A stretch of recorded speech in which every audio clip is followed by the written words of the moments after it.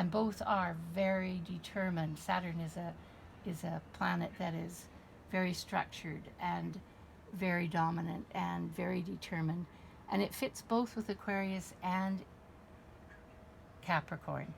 But with Aquarius, you'll see there's another symbol that is the planet Uranus, and that was discovered at exactly March 14th, 1781. And then we're looking at, at least in this continent, the American Civil War.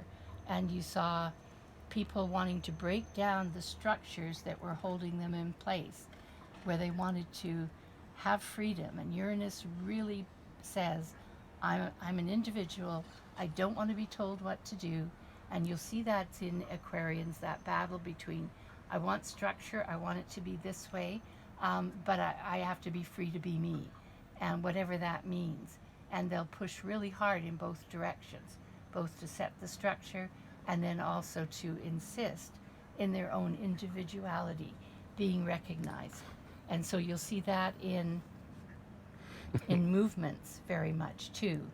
People where, and that's the house of groups. So that is, groups of people will get together with a common belief system and goal, and they want to promote the values of that group. And it's about freedom to be whatever they believe in. So it may be very much at odds with what the group next to them has their values, and they want them to be the dominant values. And then we get groups having quite a kerfuffle with each other. On a personal level, it's interesting when you're an astrologer to see those global and social dynamics working themselves out in an individual person as they're struggling with these different parts of themselves. And if you were to pursue astrology, and you can pursue it, and this is the fun thing, at really simple levels. It doesn't have to be pursued as a lifetime study, because it can be, certainly. But you don't have to know a great deal to get value from what astrology can teach you. As R.C. was saying, a lot of people know their ascendant. Not as many as know their sun. The sun sign astrology has been popular for many years when people read it in the paper, and you just see where your sun is at that moment in time. And it's called solar astrology, and it's interesting, and it can give you a certain amount of insight. The reason why they're not 100% and why they're more like just for fun is that, as you can see from these planets that we've shown around the diagram, there's not just your sun.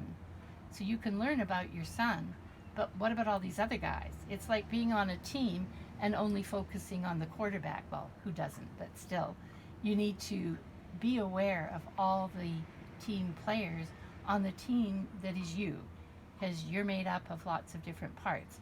Astrology is just a symbol system to identify, to give identity to the different aspects of who you are, and then to gain insight, to make change, or to come to peace with whatever it is you choose to do.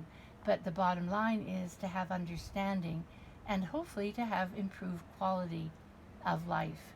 And that's the purpose of understanding your own chart.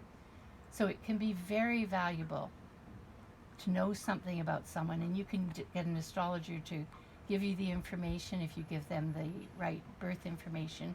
And if you can learn to read an ephemeris well enough, and it's not hard, you can look things up. So, for example, now you can't look up an ascendant. An ascendant is really great to know, but let's just put that aside for 1 second, because the things you can know, you always know your sun sign.